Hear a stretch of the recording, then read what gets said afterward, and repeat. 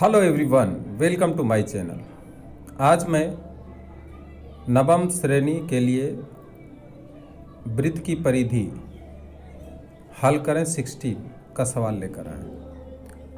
आज अभी आप देखेंगे 12 नंबर का सवाल। इस सवाल में देखिए क्या कहा है। मैंने और मित्र मिहिर ने दो वृत्त बनाए जिनके व्यास का अनुपात डैश और डैश है। तो गणना करके बताएं कि हमारे द्वारा बनाए गए वृत्तों की परिधि का अनुपात डैश और डैश पाते हैं। मतलब यहाँ पर क्या है कि जो भी आप व्यास का अनुपात लेंगे तो उसके हिसाब से उसका परिधि का अनुपात क्या होगा। तो मान लीजिए कि दो वृत्त हमने बनाए हैं, ठीक है। ये एक वृत्त है और दूसरा एक वृत्त और है, ठीक है। दोनों वृत्त का कुछ न कुछ अर्धव्यास होगा। तो इसका भी अर्धव्यास है और इसका भी अर्धव्यास है, ठीक है।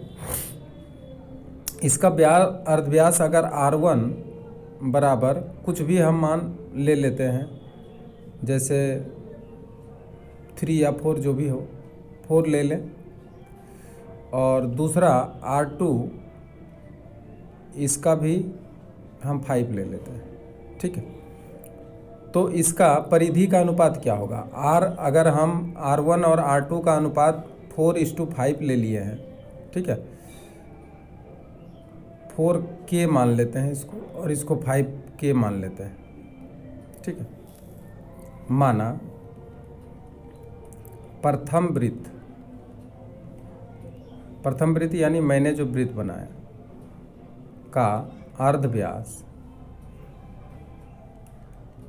बराबर R1 बराबर 4K, ये हम ले लेते हैं, मान लेते हैं, तथा दूसरा वृत्त का अर्धव्यास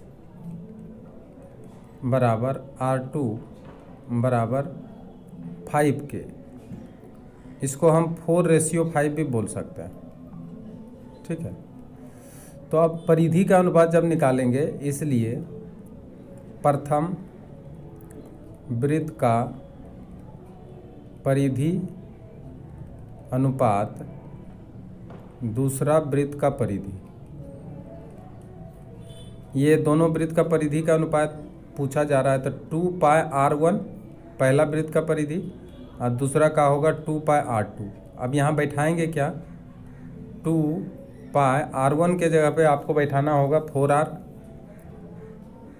और R1 के जगह पे 4K, R नहीं, R1 के जगह पे 4K बैठा देते हैं और यहाँ पे बैठा देते हैं 2π और R2 के जगह पे बैठा देते हैं 5K। अब यहाँ पे K काट सकते हैं, 2 भी काट सकते हैं, पाई भी काट सकते हैं।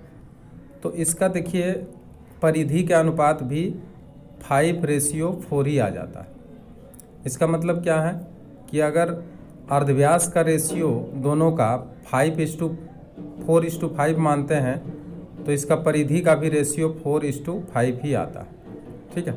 तो अब जो भरने वाला जगह दिया है, उस भरने वाला जगह में हम लोग यहाँ पे लिख सकते हैं कि अगर व्यास का अनुपात, अगर इसका व्यास 8K मानते हैं तो इसका 4 आता, और इसका 10 तब भी इसका 10 अगर मानते हैं तब भी इसका क्या आता, 5 ही आता।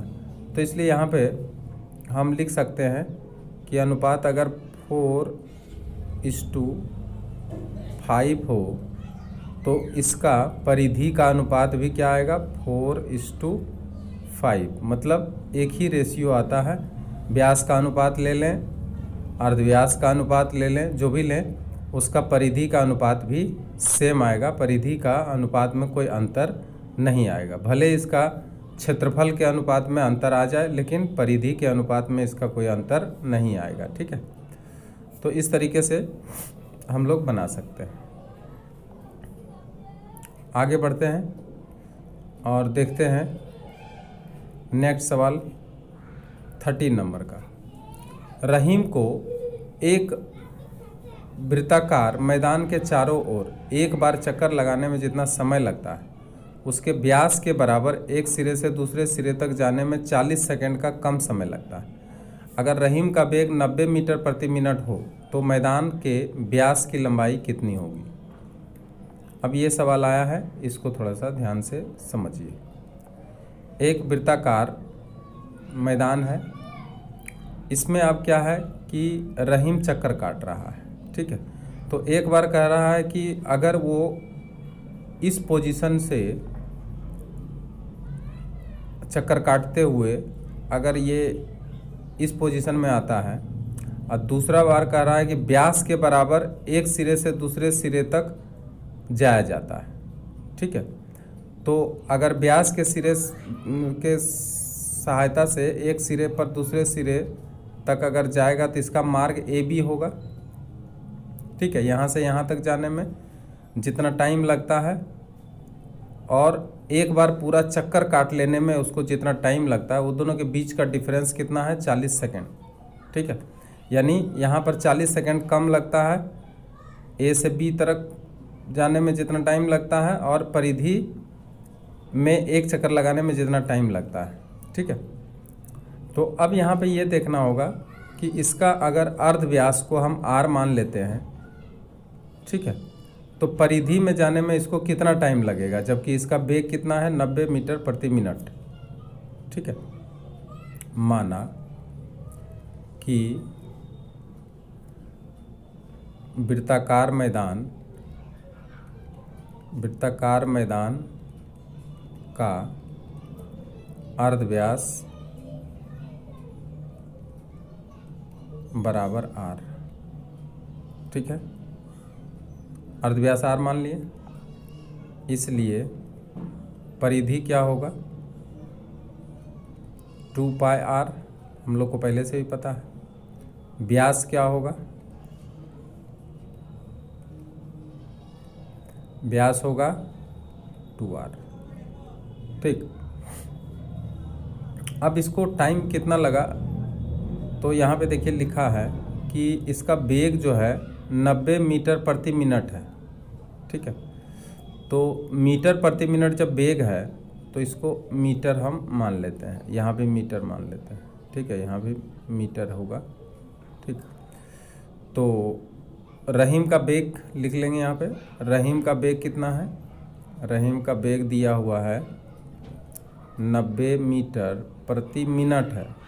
देखिए यहाँ पे जो टाइम का डिफरेंस दिया वो सेकेंड में दिया है, तो इसलिए 90 मीटर प्रति मिनट को सेकेंड में बदल लेंगे, तो 90 मीटर प्रति, अब मिनट को हम 60 सेकेंड में बदल लेंगे प्रति सेकेंड, ठीक है।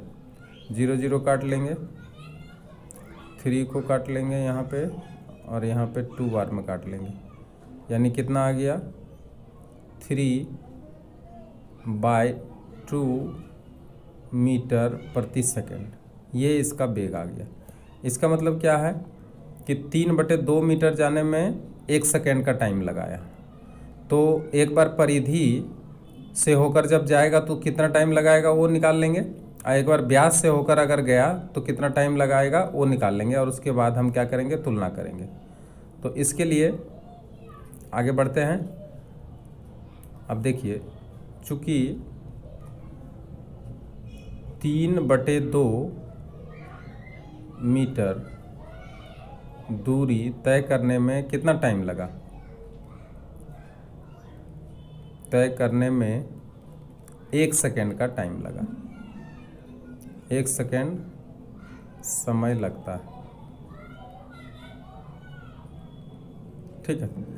इसलिए 1 मीटर दूरी तय करेगा तो कितना टाइम लगाएगा, तो इसको उलट देते हैं, उलट देंगे तो आएगा कितना, तो 2/3, ठीक है। 2/3 मीटर टाइम लगेगा, 3 सेकेंड टाइम लगेगा, यहाँ पे सेकेंड हो जाएगा, ठीक है। लेकिन यहाँ पे जाना कितना है, यहाँ पे जाना उसको कितना है, तो 2πr इतना टाइम लगा है। तो 3/2 मीटर दूरी तय करने में अगर 1 सेकंड लगाए तो 1 मीटर दूरी तय करने में 2/3 सेकंड टाइम लगाएगा। इसलिए 2πr यानी परिधि के 2πr मीटर दूरी अगर तय करें तो कितना टाइम लगाएगा, तो 2/3 अब मल्टीप्लाई करें 2πr बराबर आ जाएगा 4/3πr सेकेंड का टाइम लगाएगा। ठीक है। अब इसी प्रकार चूँकि 3/2 मीटर दूरी तय करने में 1 सेकेंड टाइम लगाया,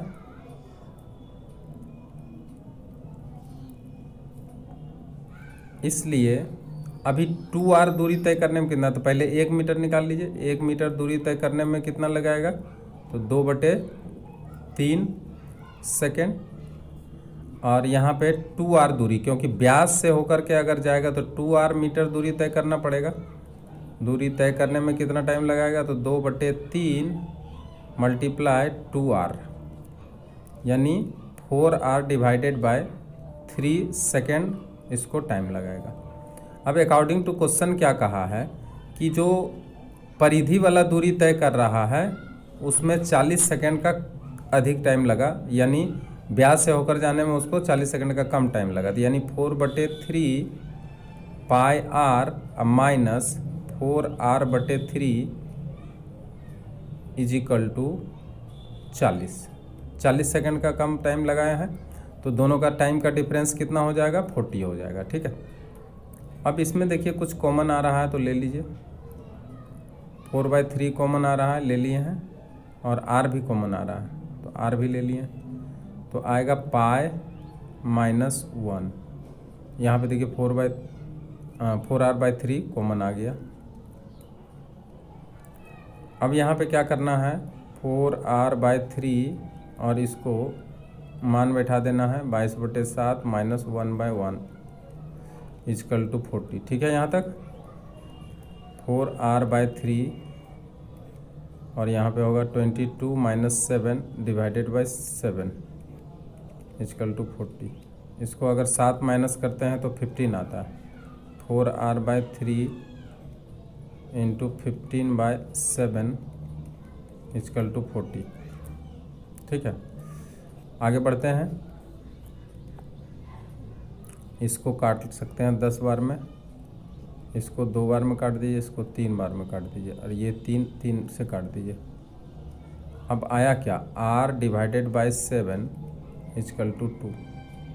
ठीक है। और क्रॉस गुना अगर करते हैं तो r इजकल टू 14। अब ये 14 जो आएगा वो मीटर में आएगा। ठीक है। तो यहाँ पे क्या पूछा है वो भी देख लिया जाए।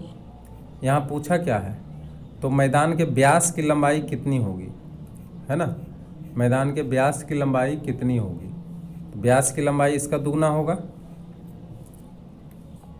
इसलिए मैदान के व्यास की लंबाई बराबर कितना होगा, तो 14 को मल्टीप्लाई करेंगे 2 से, आएगा कितना 28 मीटर, और यही क्या हो जाएगा, आंसर हो जाएगा। क्लियर। आगे बढ़ते हैं, कुछ आगे बढ़ते हैं, है ना। उसके पहले ये आगे का वीडियो नेक्स्ट डे होगा। आज वीडियो छोटा छोटा रहे तो अच्छा रहे, इसलिए 2 सवाल आज इस वीडियो में देखे हैं आप। ठीक है। अब वीडियो को समाप्त करते हैं। अगर वीडियो अच्छा लगा हो तो आप इसे अधिक से अधिक शेयर करें। Thank you very much.